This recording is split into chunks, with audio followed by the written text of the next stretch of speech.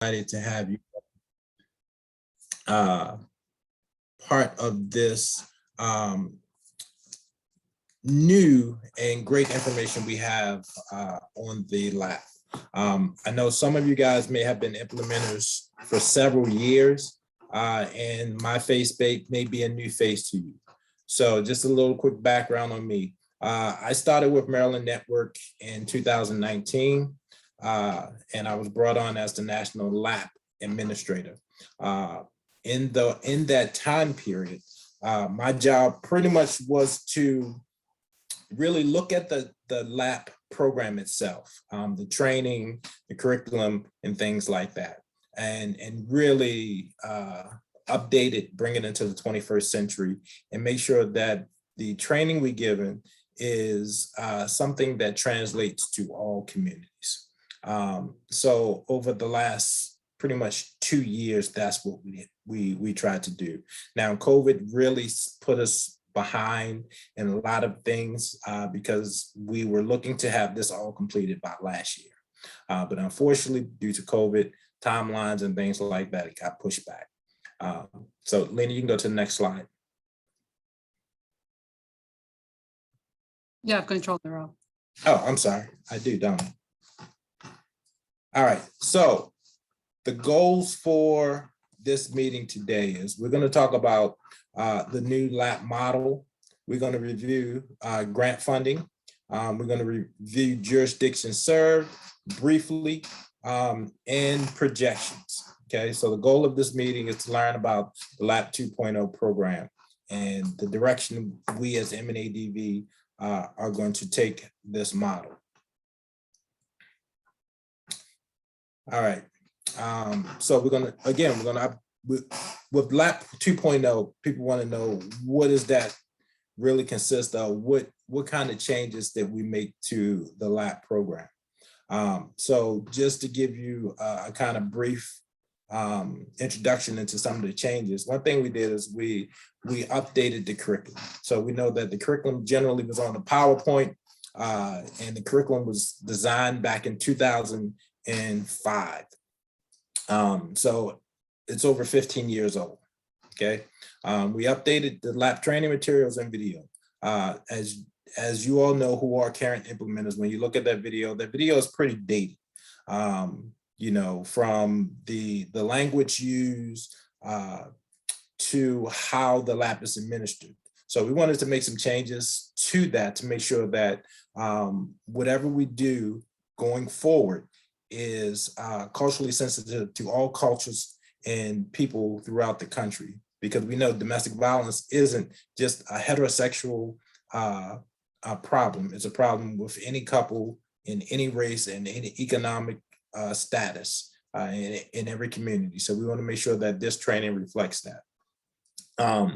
Previously in our trainings, we didn't have a real refresher. Okay, so we know that some of the areas of need that we found that we needed to address was that there's turnover in agencies. So with those turnovers, sometimes the historical knowledge or the only institutional knowledge of the lab leaves with that person. So we want to make sure that we have a refresher program where you can be administering refreshers at a self-guided pace with your jurisdiction. Okay. We also wanted to address some of the confidentiality issues that the tool presented. We want to make sure that the tool is a victim-centered tool, that the victim has the right to choose, and the victim is informed of all of their rights and privileges, therefore, within this tool. Okay, we want to try to address some of the discoverability issues. So with the discoverability issues, we know that in some cases, this tool can be utilized in a court of law. And we want to make sure that when we're administering this tool and we're giving our victims or our survivors this information, that they know that this tool may be used in the court of law, and how can we protect their safety and their information throughout the entire process. And finally, update the lap screen, and more specifically, strangulation. As we know, throughout the country, there are several states who have now instituted strangulation as a felony. All states are not on board yet, but hopefully in the future that will be something that all 50 states will utilize and have as a policy with strangulation. And we know that strangulation has pretty much been gaining a lot of momentum, and there's a lot more research dealing with strangulation and domestic violence. Okay, so as you all know, when we did the training, like I say, historically it was just a PowerPoint you went through and things like that. So this is actually part of the new curriculum, the way it's designed. It's designed where you can utilize it, or you can do training virtually, or you can do training in person. It's a lot more interactive. And if you see these little checkpoints, they are all like little flip cards. So when you click on one, it'll turn over and it'll give you some information on the objectives and next steps for this particular program, or this particular module, I should say. Okay, and here's another slide from the new curriculum. As you see, it's a lot more 21st century. It's more interactive. It's more appealing to the eyes, and it's easier to teach. We tried to design the program where this program can pretty much teach itself. Also, there are questions or little quizzes that we have in here that can be answered in real time. So, you know, your participants, as you're training, you can kind of, as you go through each module, have a little quiz that, you know, as a group, they can answer together. And again, it's that whole interactive piece and kind of brings everybody closer together. Now, so far as jurisdictions, okay, currently at last count, and these counts are as accurate as I believe possible. Now, we know that there are some jurisdictions that may utilize the LAP that may not have gotten direct training from us, and that's something that we strongly discourage. But we definitely know it happens, and we're trying to reach out to those jurisdictions to see how we can make things right and get them the right training that they need. Okay, so currently MNADV has implementers in 39 states and over 620 jurisdictions throughout those 39 states. Okay, each jurisdiction is comprised of at least one police department and at least one domestic violence service provider shelter program. And that's the key. We all know that that is pretty much the protocol, to have these two organizations work together to get victims into situations where they can get the help they need. Okay. Some jurisdictions have multiple police departments, as well as other agencies such as the Attorney General's Office, state DV coalitions, hospitals, collegiate campuses, police, mental health programs, and, you know, various other programs, because we know that the life-saving measures are the actual connecting victims to service. So we want to make sure that with this new curriculum, we're not just saying that it has to be law enforcement and a domestic violence service provider. We know that everyone does not report to law enforcement, but a lot of times in dangerous situations, law enforcement are the first responders. So we also want to make sure that the curriculum can translate easily into your first responders who may administer a LAP screen, your hospitals who may want to administer a LAP screen, your mental health providers, your employee assistance programs, and things like that. We want to make sure that this program is as easily available as cell phone service in most cases. We want to make sure that it translates to all professions when you're dealing with human services or dealing with people or domestic violence in general. You know, because we know that the main goal in this is to save a life. And that's the main goal, and that's what we aspire to do with each LAP screen that's administered. Okay, so currently in the United States, we have several active statewide implementers. At last I checked, I believe we're up to about 7 or 8 statewide implementers. Some of these statewide implementers we are in direct contact with. We have very good relationships, such as Virginia, and Connecticut we still contact with, but there are some agencies that through transitions, through changing of staff, the communication kind of has dwindled. And we want to make sure that we're able to strengthen those relationships as well, because the goal of this new envision of lab is really about community and strengthening our lab community. Because I really believe that the stronger we are as a community, the better services we can provide, because there's no reason for neighboring jurisdictions or neighboring states who utilize the lab don't have some type of interaction to be able to share information, to share life-saving services and measures. And I'll give you a great example of what I mean by small changes. So we did a training in Gainesville, Florida, and they don't call their domestic violence program shelters. They call it a campus.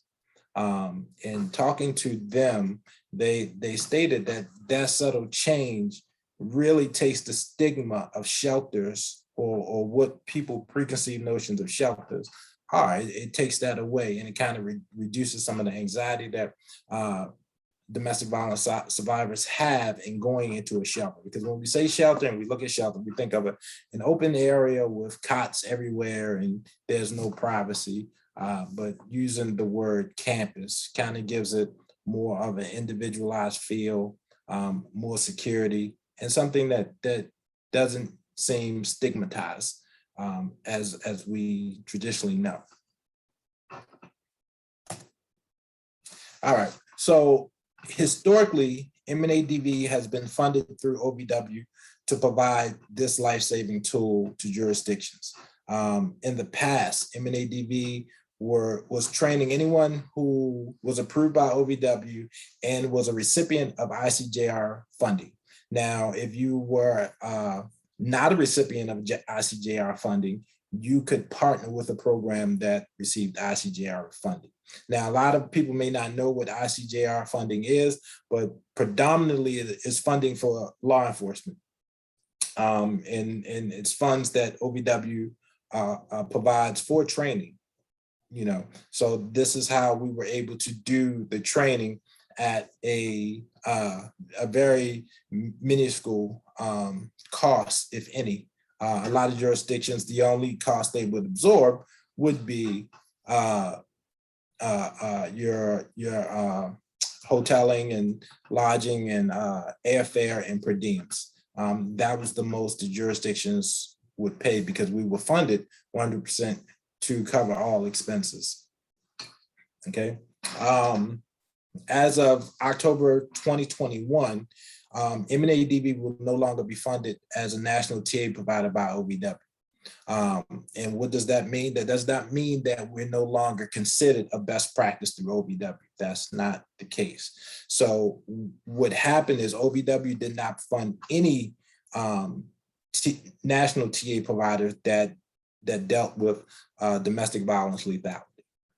What they decided to do was to go into a different model. So the model, as we understand it, we still don't have a full understanding. We're still learning about this new process. Is they have a National TA Center, which is the Center for Court Innovations, I believe it is, CCI, and they will be the houser of all funds and things like that for lethality assessments. And the way it was explained to us was that if an OVW grantee wanted to utilize the lab services, they would have to contact CCI, who would then do an assessment. I don't know what that assessment looks like. I don't know what that assessment details. And then they will connect that program to that services that they're requesting. So that sounds good in theory for OVW, but for organizations such as MNADV or any other assessment tool program, as we all know, because of a lot of us have grants for specific programs. When you don't have grant funding, you don't have no stability. So we really had to look at how can we make sure that this lab program survives and is able to sustain without OVW funds. Yeah, so that was a challenge in itself to try to figure out how can we make sure that this program can carry on and we still can offer these services to constituents without being overbearing on budgets and things like that. So what we decided to do was we decided to go to a subscription model. And what is the subscription model? What we decided to do is to have our lab implementers transition over to an annual subscription for lab services. Now, what do those services look like? So what we decided to do, we decided to divide it into 3 tiers of services, okay? And because every jurisdiction is going to be different on how they implement their budget and et cetera. So our first tier, which will be just the implementer, which will be a jurisdictional implementer. Our second tier will be expansion, and that would be jurisdictions that implement with the ability to expand beyond their organization. And the third is statewide coordination, okay? Now, with these annual subscriptions, what we decided to do is base it off of grant cycles. So we know that most grant cycles are either 2 or 3 years. So the subscription services will be based off of that. So because we don't want you guys to have to go in every year and do budget modifications to include services and blah, blah, blah, blah, blah. So we definitely make sure that we have ability to offer it based on your grant cycle. Now, we did speak to OVW about this model, and they were in agreement, and they liked the model. And they did inform us that OVW funds can be used for the subscription model. Okay, so which is great news because that alleviates a lot of pressure from organizations trying to figure out how to pay for this subscription if they couldn't use grant funding. So the subscription can be covered through grant funding. Now I get into that a little more as we go down through the slides a little further.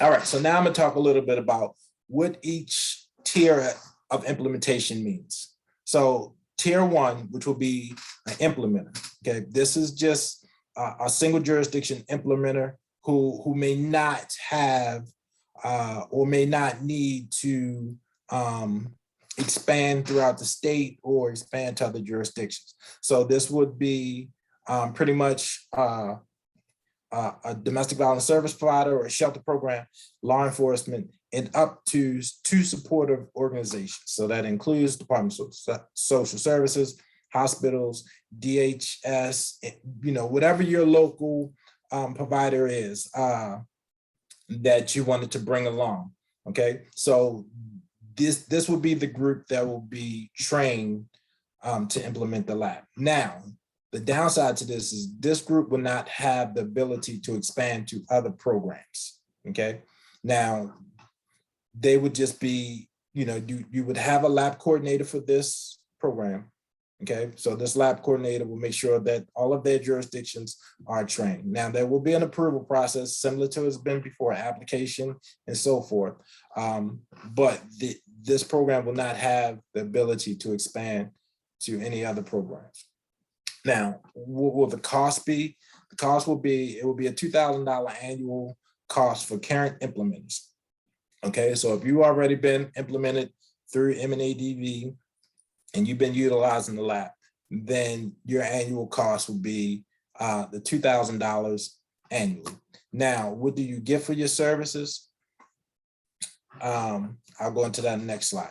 Now, if you're a new implementer, the cost is $20,000, and that will include a 3-year subscription, okay?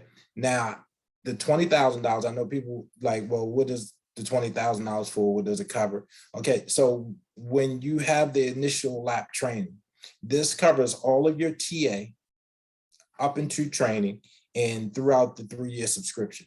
It covers us coming out to you to do the training. It covers our prep time for the training and all of the meetings and man hours that we put in prior to training and all the way up into the end of training, okay? Now, the CCI referrals, okay, so we still will be accepting CCI referrals. That cost is a little more, and I think CCI, I'm like I say, I'm still not 100% sure how that worked. I know that you would contact CCI, and then they would get you the program needed. I don't know how the payment will work, whether it be your grant funding or CCI's. Now, the reason that is a little different is because the technical assistant hours would be increased because we would have to coordinate with CCI before we coordinate with you guys. So this is just encompass that difference in that continued coordination with CCI. Okay, so now what are the benefits? You get your technical assistance throughout the life of your subscription. You get the lab refresher if you are a current implementer. You would get the training if you are a new implementer. Okay, so you would get the lab refresher with all of the curriculum. You'll get access to the password protected portal that we have.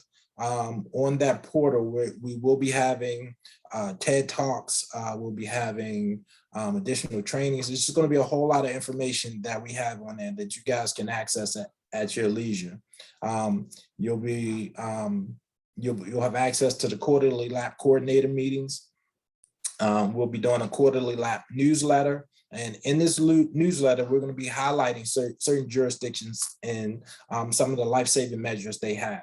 So the goal is to really share your programs throughout the country. So now you're going to be getting, or you're going to have your agency or whatever new and fun thing you guys are implementing in your jurisdiction or in your agency shared with the entire nation, or at least the 39 states that we are in. Access to the national database and portal. So that's going to be another fun thing. We are in talks with having our database or having a national database.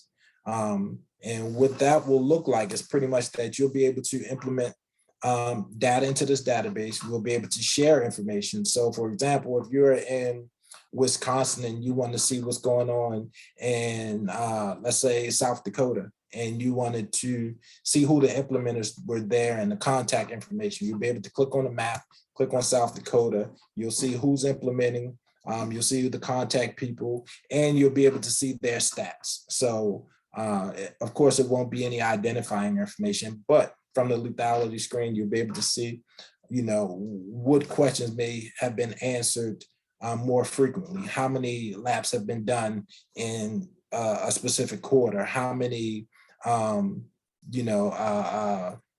danger versus non-high danger, and things like that. And then you add the newsletter and the ability to spotlight certain jurisdictions. You'll be able to then look at these jurisdictions and say, hey, I want to know what they do to reduce their numbers from first quarter to second quarter. Now you have the ability to reach out to them and really strengthen the community. Also, even if you wanted to do like a tri-state information sharing conference, you'll have that ability because you'll have these strengthening relationships. Okay, you'll have a virtual refresher on new curriculum and access to virtual trainings. So we will have some trainings. They'll probably be recorded. Some may be live trainings that you'll have access to because it'll be part of your membership subscription service. All right, so now second tier, which would be the lab with expansion. Okay, lab with expansion is pretty much, again, a jurisdiction that looking to implement, and it's the same qualifications as the first. You need at least one DVSP and one law enforcement. But with this, you can expand, you can duplicate the same services up to 4 neighboring jurisdictions in your state.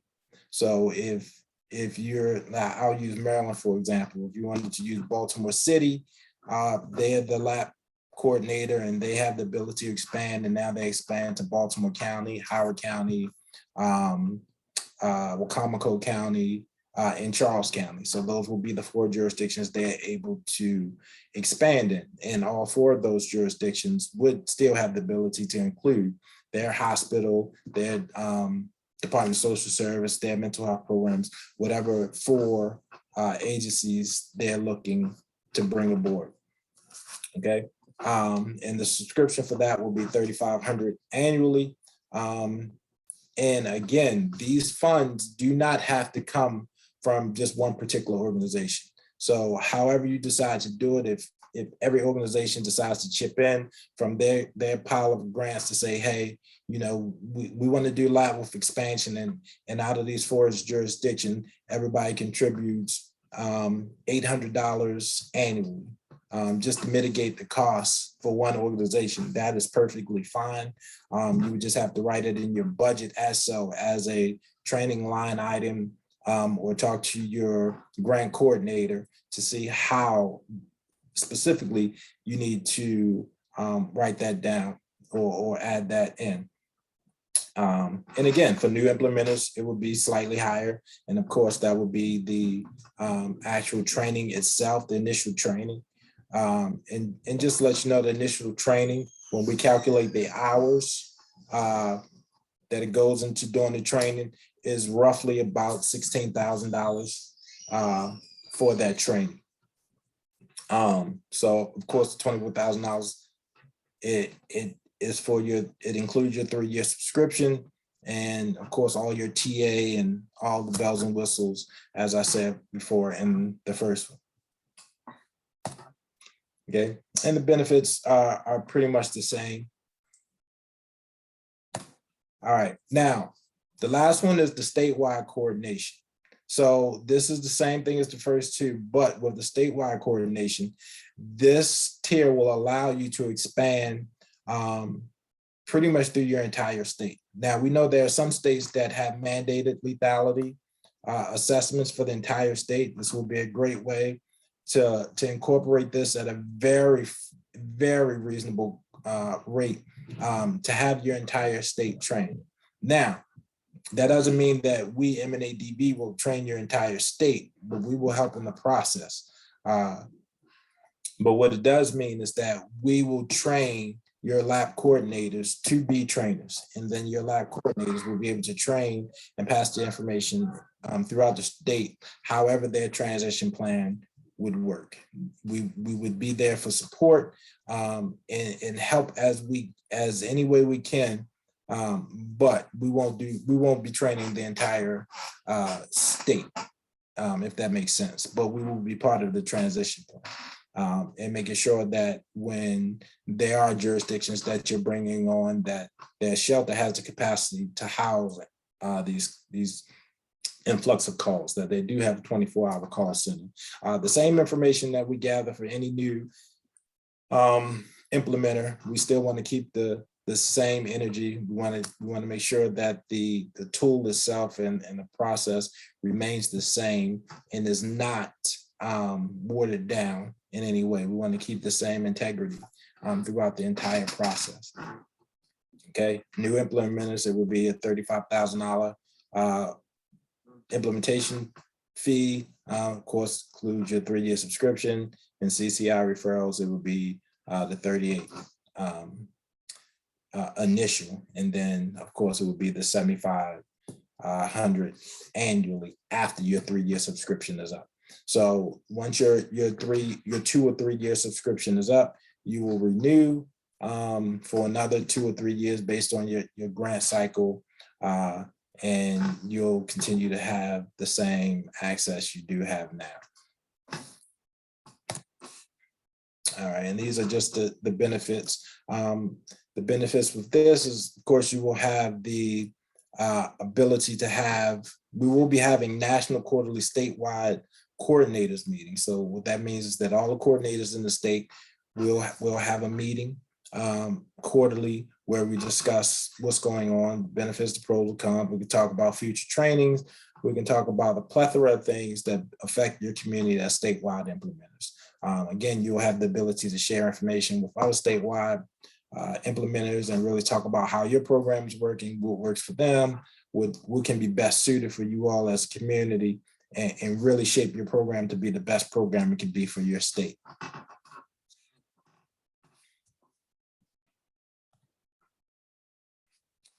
All right, so I know a lot of times we look at this and we look at the funding and what comes to mind is, well, what is this funding for? Where's this money going? Okay, so we just wanted to share with you guys what we envision this funding to be used for. Okay, one is we want to ensure that we have a comprehensive database. So, we know this as of now, a database costs funds, costs money.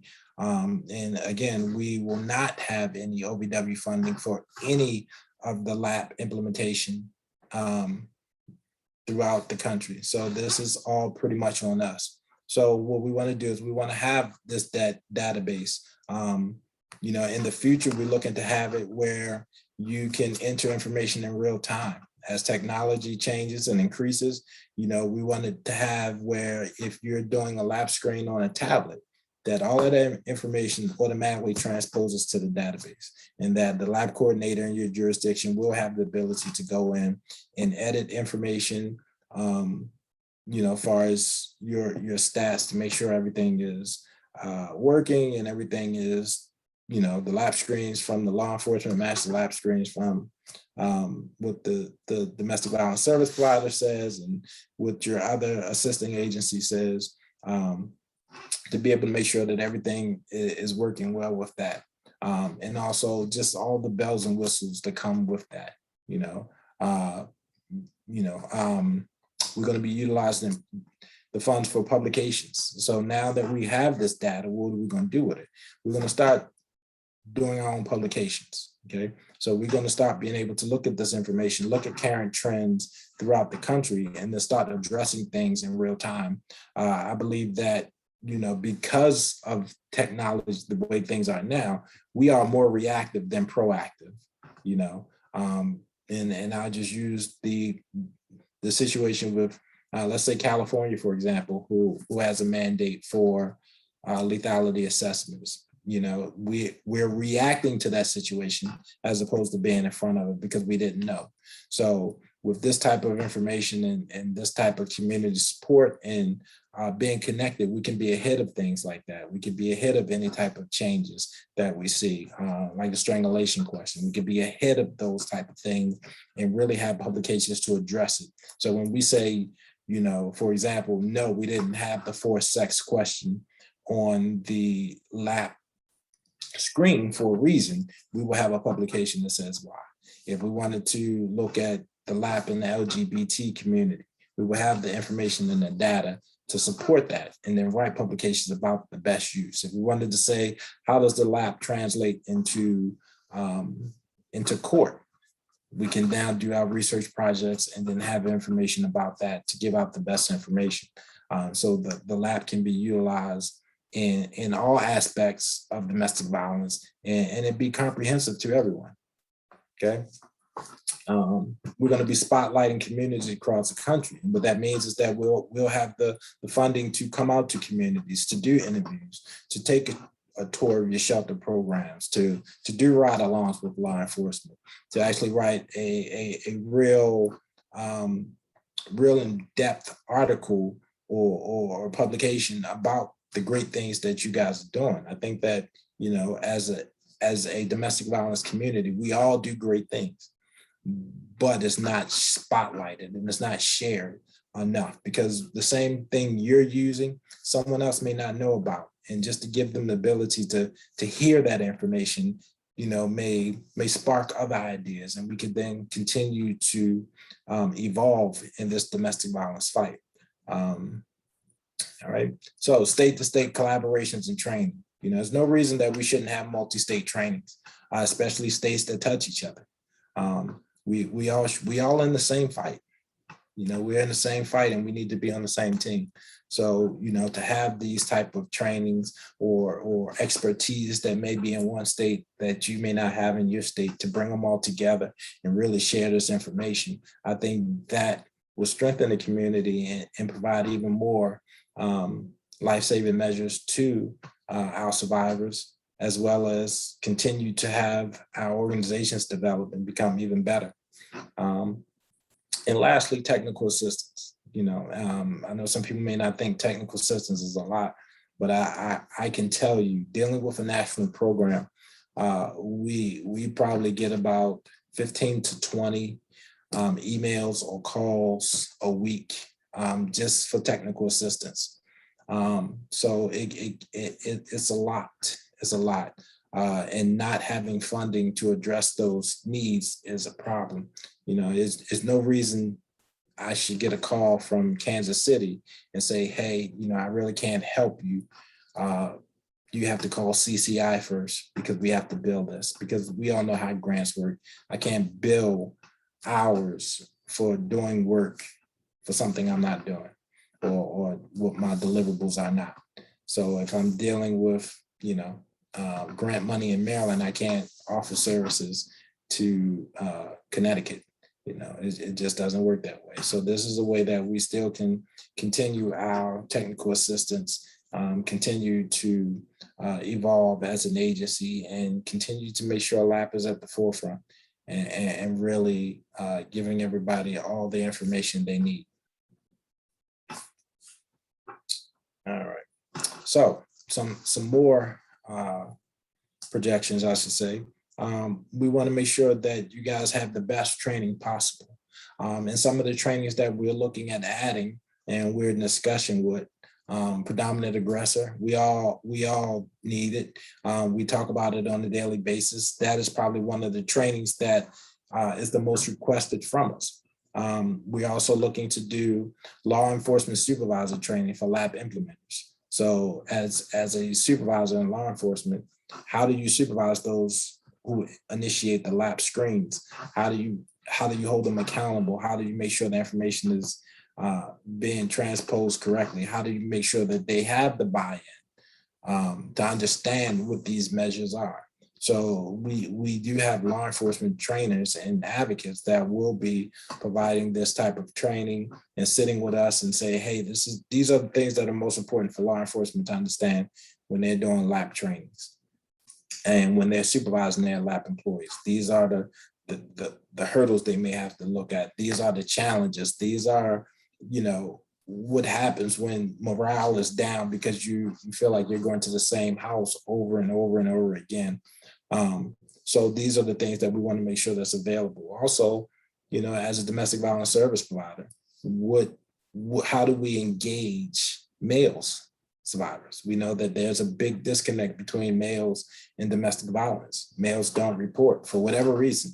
If it's the stigmas, if it's their own personal issues, them not being believed, you know, we want to make sure that we have trainings for that, you know, information about that. How do we engage these males?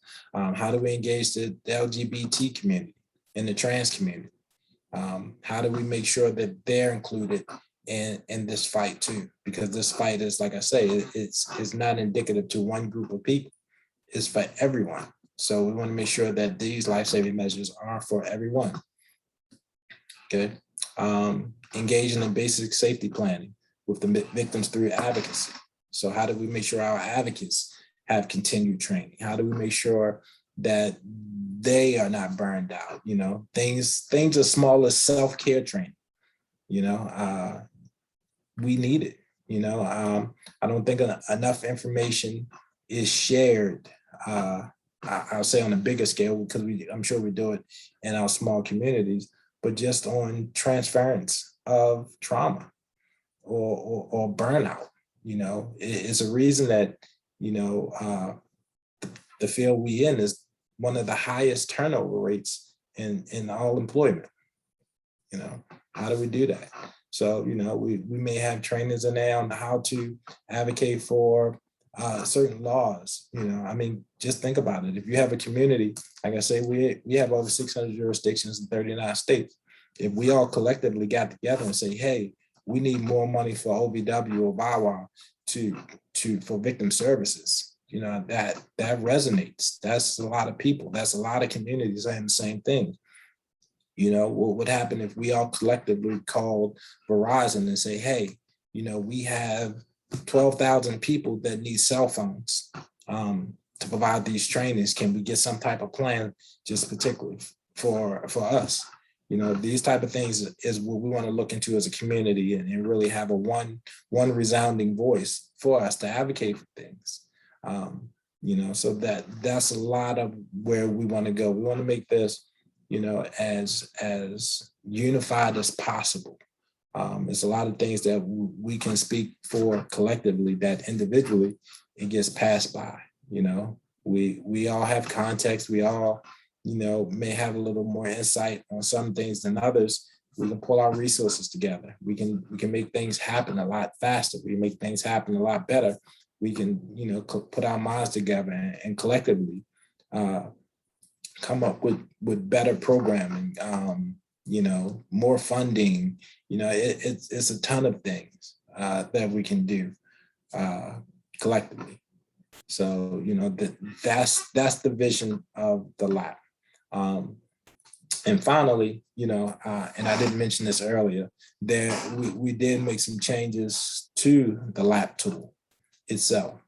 So, it's still 11 questions, but there was some changing and there was some reconfiguration of the tool. Like I say, strangulation was at the forefront. We had discussions about the forced sex question and things like that. The language, we know that the lab says he, she. We wanted to change that to make it more inclusive of all genders and make it more gender neutral. So there's a lot of exciting things that's coming with the lab. We're looking to grow. Again, this is something new to us. Unfortunately, we didn't really understand how OVW and this CCI process would work until this year. I believe we met with them in March. So everything that you're seeing now has pretty much been thought of and worked on and designed primarily since March. So we didn't have a lot of time to really look at a ton of options and things like this. But this is where we are as an agency, and we just hope and pray that you guys support the program to make sure that we can continue to live, or the lab can continue to live and provide the services that we know it does. It's many organizations that speak to us and talk about how great the lab is and how it works for them. They really enjoy it and everybody needs it and things like that. And those are stories we love to hear. And we believe the same thing, but we want to make sure that it is accessible to everyone. Now, we did do some talks with various groups throughout the country about this on a smaller scale. A lot of people thought our prices were extremely low. Even OVW thought our prices were extremely low compared to the field. But that wasn't our goal. Our goal wasn't to outbid anybody or, be like Jeff Bezos and fly to outer space. Our goal is to make sure that the smallest jurisdiction with the smallest budget can still get the same information and the same life-saving measures as the biggest jurisdiction with the biggest budget. So that's the goal of the lab. And this is the best way I can think of to make it work. And for those who don't know and who may have been in contact with MNADV and may remember some of the older staff that were here, we used to have a team of about 8 or 9. In the last year and a half, the national lab team have been Lena and myself. So everything dealing with lab nationally has just been primarily me and Lena. So, sometimes if, responses are slow and things like that, it is not that we're not taking it serious or whatever. It's literally, we're getting to you as soon as we can. And, a lot of it is me, and you can charge it to my head and not my heart, because of me, I speak to you guys every day. But we're trying our best. So just be patient with us. Again, we do have a survey. We decided not to take any questions today just because of the volume of people, and we would be here until Christmas answering questions. So please take a survey, give us any questions that you may have. if you can fill out the survey to the best of your ability. Lena has put the survey link in the chat. This survey is really important for us as we go forward and roll out this program. Now, we're looking to open up the subscription model and everything by the first of the year.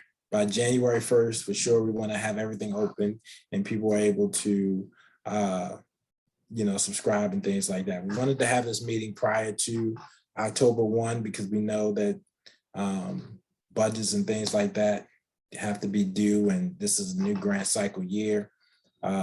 So, we want to make sure that you had some time to get things in order or really look at your budget. And, we're not asking anybody to give us a definitive answer and say, yes, we want to give you our money today, but to think about, what we talked about or what I talked about. And again, if you have questions, we can set up individual meetings where we can discuss further and we can discuss options.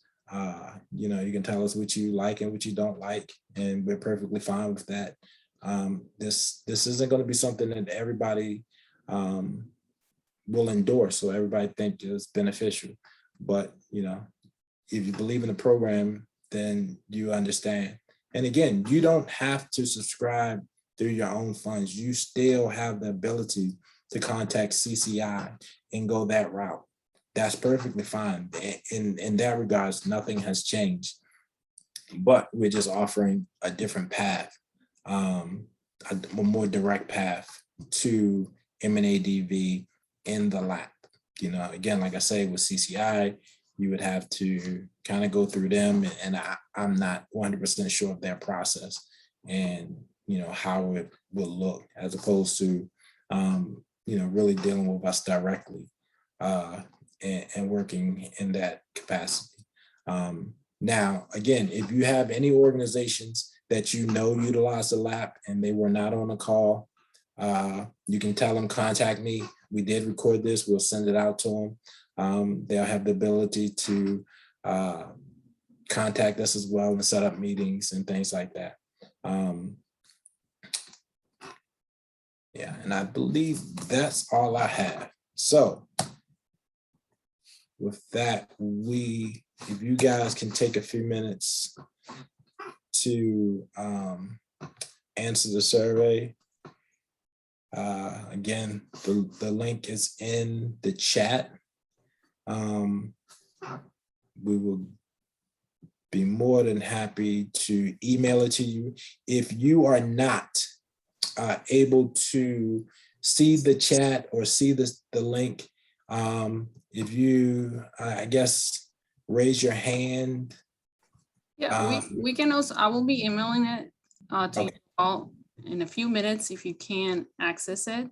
But yeah, I just want to echo Darrell's sentiment. Thank you all so much for coming. We really appreciate everything that you're doing for your communities, for all survivors daily. And we're really looking forward to connecting with you all. So feel free to reach out to us. Like I said, you can, in the survey, you can submit if you want to follow up from us, and you can submit your questions as well. But you have our email, so feel free to reach out to us and we'll reach out back as soon as we can. But thank you all so much for coming. Yeah, great. Thank you guys again. And I look forward to chatting with each and every one of you at some point in the future. Again, I think everybody has our email, but I'll put my email in the chat again, just in case there's anyone in here who doesn't have it.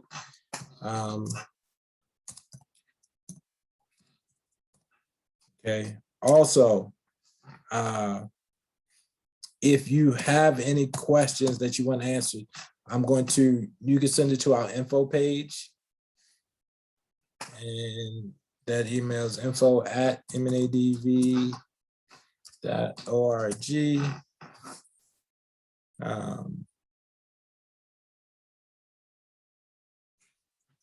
Put that in the chat. Oops, wrong button.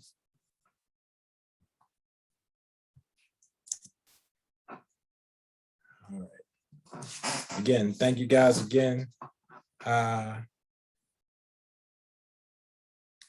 Thank you guys again for attending. Again, thank you for all your hard work.